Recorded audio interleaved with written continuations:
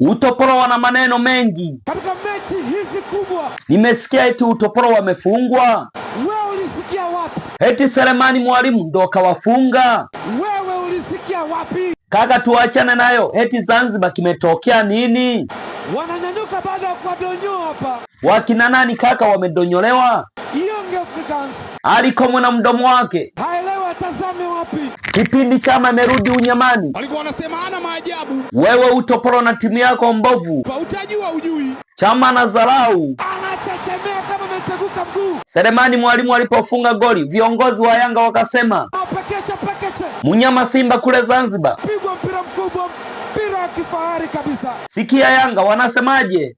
Hii ni Barcelona? Nasikia bado wanasemaje? Au ni soka la Kifaransa? Na sisi tunawajibu. Au la Kibrazil? Mechi iliyopita si walikataa goli letu? Wanamkaribisha tena. Simba na unguruma katikati ya mbuga wa Mikumi. Viongozi wa CAF nimesikia wanasema eti Yanga wanasema ni mdoli tu.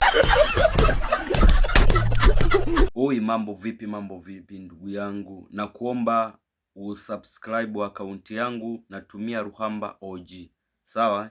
Naomba pia unifollow kwenye akaunti zangu, kwa mfano Instagram natumia Ruhamba Barbershop, Facebook natumia Ruhamba Barbershop, naomba unifollow.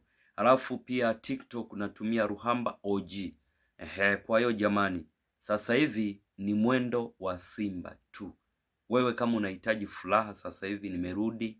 Kwa hiyo ndugu yangu, naomba ufanye hivyo kama nilivyokuambia. Subscribe YouTube natumia Ruhamba OG, halafu ni follow kwenye akaunti zangu ili uwe unapata kazi zangu haraka.